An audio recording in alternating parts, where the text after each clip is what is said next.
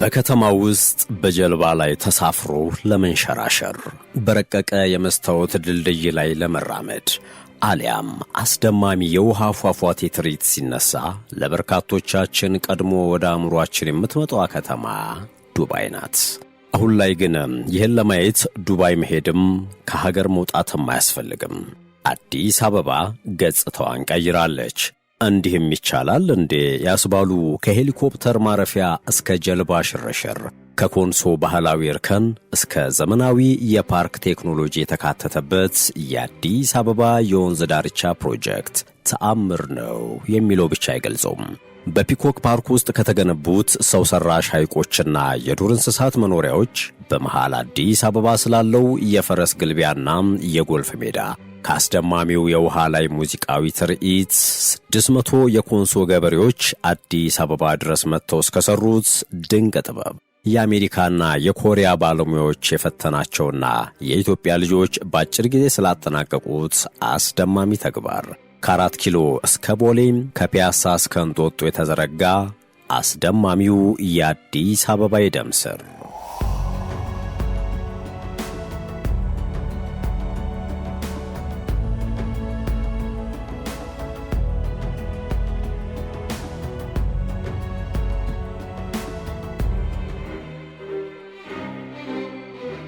ሰላምና ጤና በያላችሁበት የምድር ዳርቻ ሁሉ የምንመኝላችሁ የመሿለኪያ ቤተሰቦች ለዛሬ በእናንተው ጥያቄና ጥቆማ መሰረት እጅግ አስደማሚ ስለሆነውና አዲስ አበባን ስለለወጡት በአድናቆት አፍ ስላስከፈቱት ከጀልባ ሽርሽር እስከ ሄሊኮፕተር ማቆሚያ ስለተካተተባቸው እንዲህም ይቻላል እንዲያስባሉትን የአዲስ አበባ የወንዝ ዳርቻ ፕሮጀክቶች በጥልቀት ልናስቃኛችሁ ወደናል። እንደተለመደው ለቻናሉ አዲስ የሆናችሁ ሰብስክራይብ እንዲሁም ቪዲዮ ላይክ ማድረግን በተጨማሪም ይህን ቪዲዮ ለወዳጅ በማጋራት እንድትጀምሩት በአክብሮት እየጠየቅን አስደማሚውን ጉዞ እስከ ፍጻሜው አብራችሁን እንድትዘልቁ ጋበዝን።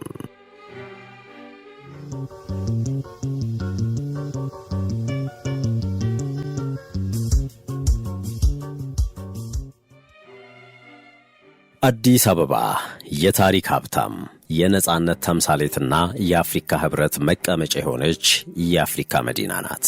ከተማዋ ልዩና ታላቅ መሆኗን ብዙ ነገሮች ይመሰክራሉ። አዲስ አበባ በዝና ብቻ ሳይሆን በመጠኗም ትልቅ ናት። በአፍሪካ ትልቁ ክፍት ገበያ መርካቶ የሚገኝባት ናት። አዲስ አበባ ወደ 10 ሚሊዮን የሚጠጋ ህዝብ ይኖርባታል ተብሎ የሚገመት ሲሆን እስከ ዛሬ የነበረችበት እውነታም ደረጃዋን የሚመጥን አልነበረም።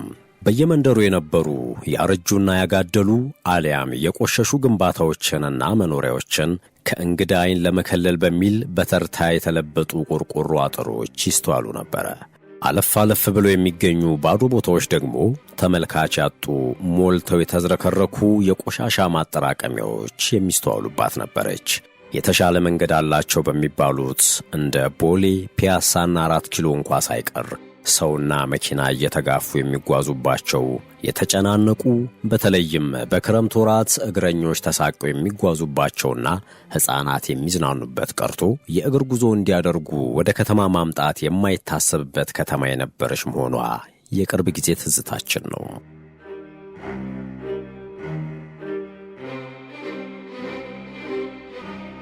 አዲስ አበባ እንደ ስሟ ያልነበረች፣ ወጣቶች ወጣ ብለው የሚዝናኑባቸውም ሆነ ያለ ስጋት ወክ የሚያደርጉባቸው አካባቢዎች ያልነበሯት ብቻ ሳትሆን በተለይ አመሻሽ ላይ መንገዶች እንደ መጸዳጃ ያገለግሉ ነበር።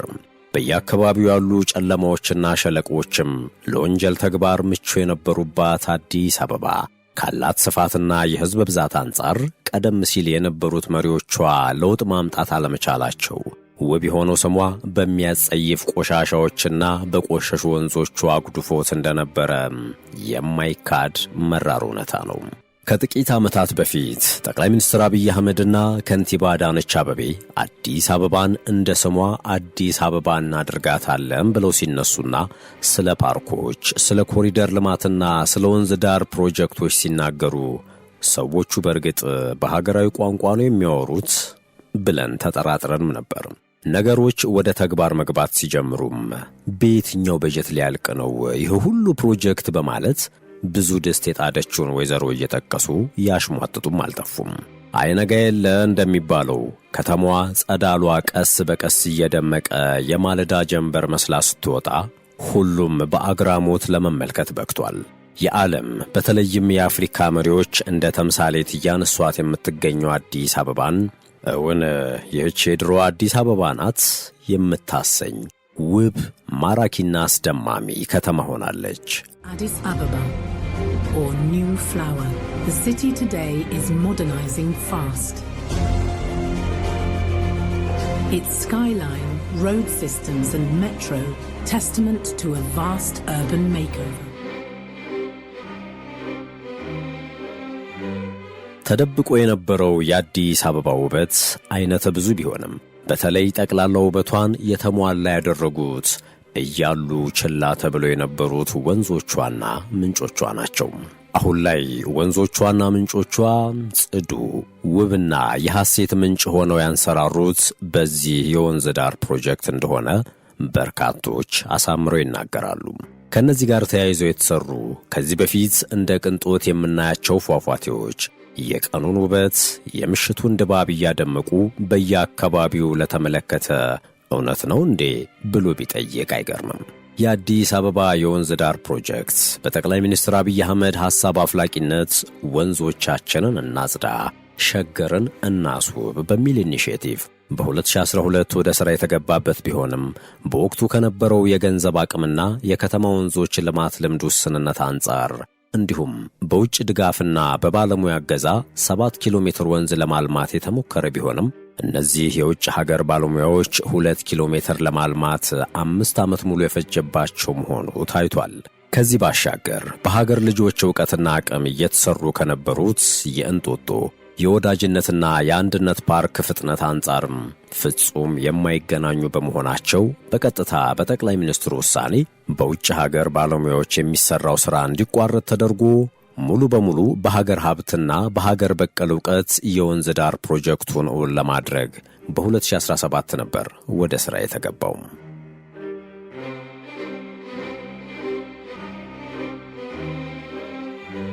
በዚህ ፕሮጀክት የአንድ ዓመት ዕድሜም 47 ኪሎ ሜትር የወንዝ ዳር ፕሮጀክቶችን ማልማት የተቻለ ሲሆን ፕሮጀክቱ ከመጀመሩ በፊት በተደረገው ጥናት በአዲስ አበባ ውስጥ 76 ወንዞች የተለዩ ቢሆንም እነዚህ ወንዞች ሁሉም በተለያዩ ቆሻሻዎችና የመጸዳጃ ቤት ፍሳሾች የተበከሉና ለወንጀለኞች መደበቂያ የነበሩ ማህበረሰቡንም ለተለያዩ በሽታዎች ተጋላጭ ያደረጉ ነበሩ። በቅድሚያ መፍትሄ ማግኘት የነበረበት ይህው አሳሳቢ ጉዳይ በመሆኑ ወንዞችን የማጽዳት ሥራው ቀድሞ ከተጠናቀቀ በኋላ ነበረ በወንዝ ዳር ፕሮጀክቱ ማዕቀፍ ውስጥ ያሉ የተለያዩ ሥራዎችን ወደ መሥራት የተገባው። የወንዝ ዳርቻ ፕሮጀክቱ በዋነኛነት ከእንጦጦ እስከ ፒኮክ የተዘረጋ ሲሆን በየመሃሉ የተለያዩ ወንዞችን የሚያገኙ ግድቦች፣ የጀልባ መንሸራሸሪያና የፈሳሽ ማጣሪያ መሠረተ ልማትም ተገንብቷል። በወንዝ ዳርቻው ፕሮጀክት ማዕቀፍ ውስጥ ፓርኮች፣ የሕፃናትና የወጣቶች የስፖርት ማዘውተሪያና የመጫወቻ ስፍራዎች፣ የተለያዩ አዳራሾች፣ የከተማ ውስጥ የዱር አራዊት ስፍራዎች፣ የእግርና የባይስክል መንገዶችም በተያያዥነት ተገንብተዋል። ከፒኮክ እስከ እንጦጦ ያለው የወንዝ ዳርቻ ፕሮጀክት በተለያዩ አንጓዎችም የተከፋፈለ ነው።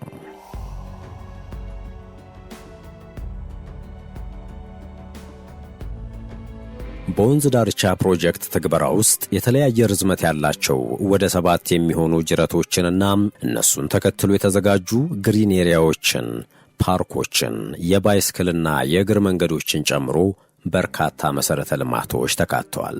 አሁን ላይ እየተጠናቀቀ ባለው 47 ኪሎ ሜትር የወንዝ ዳርቻ ፕሮጀክት ዘለግ ያለ ርዝመት የሚይዘውና በ21 ኪሎ ሜትር ቁመናው የሚያምረው የውሃ ዘንዶ ከእንጦጦ ከፍታማ ቦታ ተነስቶ ፒኮክ ፓርክ የሚደርስ ሲሆን የዚህ የውሃ ጅረት አካል የሆኑና ጀልባዎች የሚንቀሳቀሱባቸው 4 ሰው ሰራሽ ሐይቆችም ይገኛሉ። በዚህኛው የጅረት አካል ውስጥ ለእያንዳንዱ አንጓ አንድ ፓርክ ያለ ሲሆን በአጠቃላይም 7 ፓርኮች ይገኛሉ።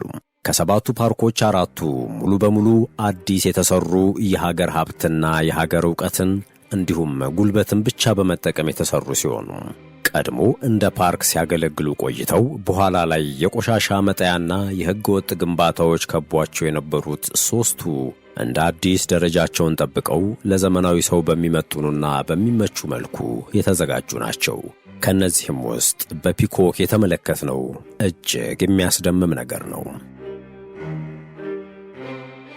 አፓርትመንት በኮንዶሚኒየም ዋጋ ከወዳጅነትና ከአራዳ ፓርክ ፊት ለፊት ባለ 1 መኝታ በ3.6 ሚሊዮን ጠቅላላ ዋጋ፣ ባለ 2 መኝታ በ5.8 ሚሊዮን ጠቅላላ ዋጋ፣ ባለ 3 መኝታ በ8.4 ሚሊዮን ጠቅላላ ዋጋ ቤቶችን እየሸጥን ነው። ይህ ዋጋ 100% ለሚከፍሉ ደንበኞች 30% ቅናሽ ላደረግንባቸው ሲሆን 10% ከፍለው ቀሪውን የግንባታ ሂደት ማየት ለሚፈልጉ ደግሞ ባለ 2 መኝታ ከ840 ሺህ ብር ቅድመ ክፍያ ጀምሮ፣ ባለ 3 መኝታ ከ1.2 ሚሊዮን ቅድመ ክፍያ ጀምሮ ይዘንላችሁ መጥተናል። እድሉ የሚቆየው ለጥቂት ቤቶች ብቻ ስለሆነ በተቀመጡ ስልኮች ፈጥነው ይደውሉ። ሜሪት ፕሮፐርቲስ። ፒኮክና አካባቢውን ቀደም ሲል ለሚያውቅ ሰው በተለይ ተቃርኖውንና ልዩነቱን ለመረዳት የሚከብድ አይሆንም።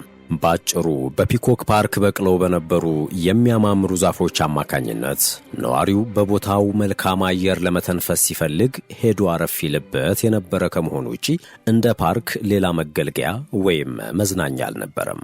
እየቆየ ደግሞ ተገቢ ባልሆነ መንገድ ለመጸዳጃነት የሚጠቀሙት በመበራከታቸው ከፓርኩ ይገኝ የነበረው ንጹሕ አየርን በመጥፋቱ ነዋሪው ወደ ስፍራው መሄድ አቁሞ ቆሻሻ መጣያና ማጠራቀሚያ የመሆን ዕጣ ሊገጥመው ችሎ ነበር። ከፒኮክ ፓርክ በተመሳሳይ አምባሳደር መናፈሻ በመባል የሚታወቀውም እንዲሁ መናፈሻነቱ ተረስቶ ሰዎች በሕገ ወጥ መንገድ ጨረቃ ቤት ሰርተው ይኖሩበት ስለነበር እነዚህ እንዲነሱ ተደርገው ነው ፓርኩን አሁን ወዳለበት ቁመና ማምጣት የተቻለው። ፒኮክ ፓርክ ዲዛይን ሲደረግ ዜጎችን ማዕከል ያደረገ በመሆኑ ለመዝናኛነት ተመራጭ ቦታ ከመሆኑ ባሻገር ስፖርታዊ ውድድሮችና እንቅስቃሴዎች ማድረጊያ ሜዳዎች፣ የሕፃናት መጫወቻዎች፣ ሕፃናት ለያዙ ወላጆች ማረፊያ ስፍራዎች፣ የሳይክልና የእግር ጉዞ ማድረጊያ ስፍራዎች፣ ሌሎች ውብ የሆኑ አረንጓዴ መስኮች እንዲሁም መንፈስን በሚመስጥ መልኩ ማራኪ የውሃ ፏፏቴዎችን ያካተተ አስደማሚ ተአምር የሚታይበት መሆን ችሏል።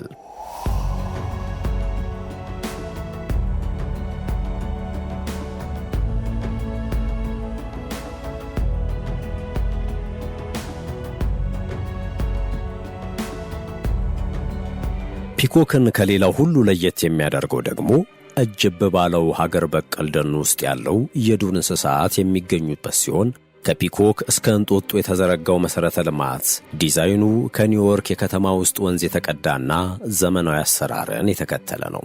ከፒኮክ ተነስቶ የቀበናና የቀጨኔ ወንዝ መጋጠሚያ ላይ ያለውን አርቴፊሻል ሐይቅ የሚቀላቀለው ውሃ ፒኮክ ላይ ከመስተዋት የተሠራ የሚያምር ድልድይ ያለው ሲሆን ሰዎች በመስተዋቱ ላይ ወክ እያደረጉ ከታች ያለውን ውሃ ሲመለከቱ ልዩ ስሜት ይሰጣል። በፒኮክ አካባቢ የተገነባው ሰው ሰራሽ ሐይቅ ደግሞ ጎብኚዎች በጀልባ እየተንቀሳቀሱ መዝናናት የሚያስችላቸው ነው። በፒኮክም ሆነ በተቀሩት 7 ፓርኮች ከ40 በላይ የሕዝብ መጸዳጃ ቤቶች መገንባቱም ሆነ ንጽሕናቸው የተጠበቁ መሆናቸው ከተማችን ቀድሞ የነበረችበትን ሁኔታ ጠንቅቆ ለሚያውቅ ሰው ለውጡ የሚነገር አይደለም። በዚሁ የፒኮክ ውብ መናፈሻ የሆቴልም ሆነ የካፌ አገልግሎት ማግኘት ለሚፈልግ ደግሞ በባህላዊ መልኩ በጎጆ መልክ የተገነቡ ካፌዎችና አንድ ትልቅ ሬስቶራንትም ይገኛል። በፒኮክ ከሚገኙ የስፖርት ስፍራዎች ውስጥ የቅርጫት ኳስ ሜዳውና የፈረስ ግልቢያ ሜዳውም ተጠቃሽ ናቸው። እጅግ ሰፊ በሆነው የፒኮክ ደን ነፃ ሆነው ከሚንቀሳቀሱ በርካታ የዱር አራዊቶች መጠለያ የሆኑ ረጅም ዕድሜ ያስቆጠሩ ሀገር በቀል ዛፎች አሉ። አጠር ባለ መልኩ ለመግለጽ ፒኮክ የዱሩንም የከተማውንም ተሞክሮ በአንድ ቦታ የሚያገኙበት ነው።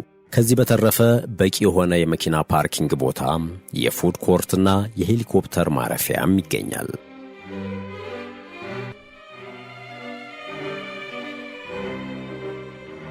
እንደ ፒኮክ በተመሳሳይ ቀድሞ የነበሩና መሻሻል ተደርጎላቸው ወደ ፓርክነት የተቀየሩት አምባሳደር መናፈሻና ኢትዮ ኮሪያ ፓርክም ይገኙበታል። እነዚህ ፓርኮችና የወንዝ ዳር ፕሮጀክቶቹም በአዲስና የተሻሻሉ መንገዶችና ድልድዮች የተገነቡ ሲሆን እስከ እንጦጦ በሚደርሰው ፕሮጀክት 40 የውሃ ማቆሪያ ድልድዮችና የወንዝ ብክለትን የሚከላከሉ ማጣሪያዎች ተገንብተው ይገኛሉ። የወንዝ ፕሮጀክቱ ቀድሞ በአጥር ተከልለው ድባቴ ውስጥ ይከቱ የነበሩ አካባቢዎችንም በመገላለጥ የአዲስ አበባን ውብ ገጽታ ማውጣት የቻለ ነው። ከፒኮክ እስከ አዲሱ የኢሬቻ ፓርክ ድሪል በአዲስ የተዘረጋውና ዙሪያውን መዝናኛዎችና ባህላዊ ቤቶች የሚስተዋሉበት የሚያምር የእግር መንገድ ይገኛል። ቀድሞ የነበረውን የአምባሳደር መናፈሻ አጥሮት የነበሩት አስቀያሚ ጥሻዎች ተገላልጠው ጊዮን ከሚገኘው ሰው ሰራሽ ሐይቅ ጋር የተናበበ እንዲሆን ተደርጎ የተሻሻለ ሲሆን የተሰራበት መልኩ ደግሞ ከፓርኩ አንጻራዊ መጠን አንጻር በፓርኩ ውስጥ ቁጭ ብሎ የሚዝናና ሰው በርካታና ውብ ዛፎች የበቀሉበት ምቹ ቤት ውስጥ ያለ ያህል እንዲሰማው ያደርጋል።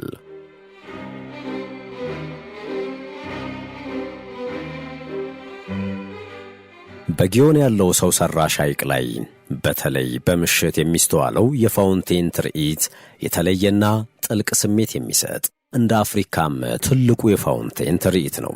ከጊዮን ወደ አምባሳደር ፓርክ ሲጓዙ በተንጠልጣይ ድልድይ ላይ በመሆኑ ከስር የሚያልፈውን ውሃ እየተመለከቱ መራመድ ያስችላል።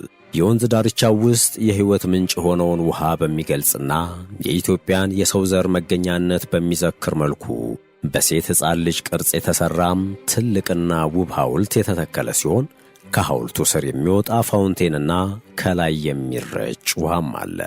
ቀደም ካሉት ሦስተኛው አፍንጮ በር የሚገኘው ኢትዮ ኮሪያ ፓርክ ሲሆን ፓርኩ ከኮሪያ የዘመቱ ኢትዮጵያውያን አርበኞችን ለመዘከር የተሠራ ነው። ወደዚህ ፓርክ የሚገባው በክፍያ ሲሆን ውስጡም ሰፊና ተራራማ ንጹሕ አየር የሚገኝበት ነው።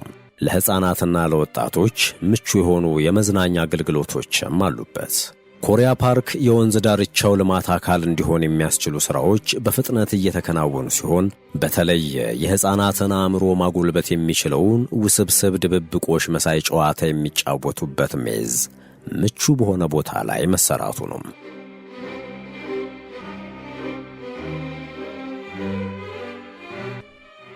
ፓርኩ ደረጃውን የጠበቀ ጂም እንዲሁም መዝናኛ ካፌና ሬስቶራንቶች አሉት። በአዲስ አበባ በልዩ ሁኔታ የተገነቡትና የወንዝ ዳርቻው አካል የሆኑት የኢሬቻ ፓርክ፣ የአንድነት፣ የወዳጅነትና እንጦጦ ፓርክ በተለይም አራዳ ፓርክ በሚገኝበት አካባቢ ያለው የወንዝ ዳርቻው ፕሮጀክት ትልቅ የውሃ አካላት በግርማ ሞገስ እየተንከባለለ የሚያልፍበት ሲሆን ከጎንና ከጎኑ የተገነቡት የእግር መንገዶችን፣ ደረጃቸውን የጠበቁ የሳይክል ሌዎችንና የሩጫ ትራኮችን እንዲሁም የሰው ሰራሽ ሐይቆችንም ጭምር በተሟላ መልኩ ያካተተ ነው።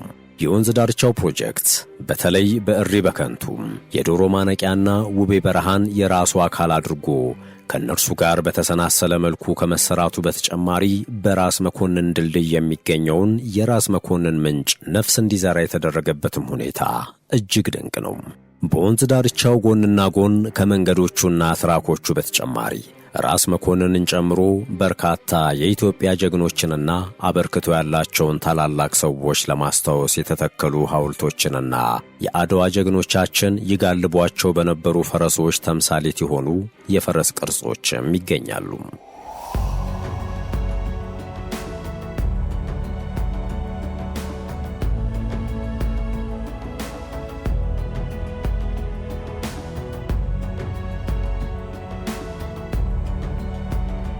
በእነዚህ ቦታዎች በየምንጮቹ ግርጌ እንዲሁም በወንዙና ፏፏቴዎች አካባቢ ሰዎች ቁጭ ብለው የሚያነቡባቸው ወይም በእርጋታ የሚያወጉባቸው ምቹ ወንበሮች የተዘጋጁ ሲሆን በራስ መኮንን ምንጭ አጠገብ ደግሞ የቡና ፓርክ የሚሰኝ የኢትዮጵያን የቡና መገኛነት የሚጠቁም ፓርክ አገልግሎት እየሰጠ ይገኛል።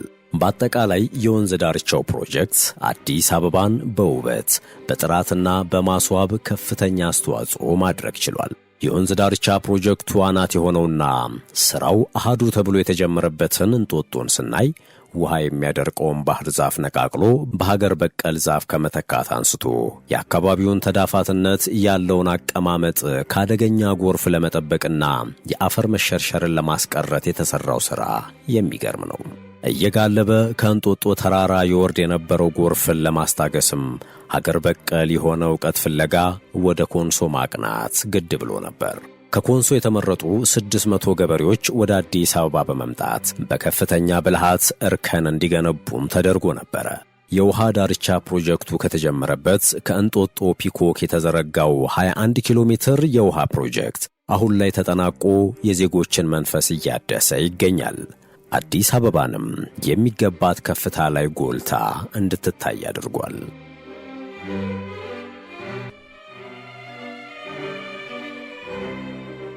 ውድ የቻናላችን ቤተሰቦች ለዛሬ በእናንተው ጥያቄ መሰረት እጅግ አስደማሚ ሆነውን የአዲስ አበባን የወንዝ ዳርቻ ፕሮጀክትን ያስቃኘንበት ዝግጅት የተከታተላችሁትን ይመስል ነበር። በቻናሉ ቢሰራ ወይም ቢስተናገድ የምትሉት ጥቆማ ካለ በኮመንት መስጫው አጋሩን። በመጨረሻም አብራችሁን ስለቆያችሁ እያመሰገንን ለቻናሉ አዲስ የሆናችሁ ሰብስክራይብ በማድረግና የደውል ምልክቱን በማብራት አዳዲስ ተረኮችን ስንለቅ በቅድሚያ እንዲደርሷችሁ ማድረግ እንደምትችሉ በማስታወስ ተሰናበትን። ሰናይ ጊዜ በያላችሁበት።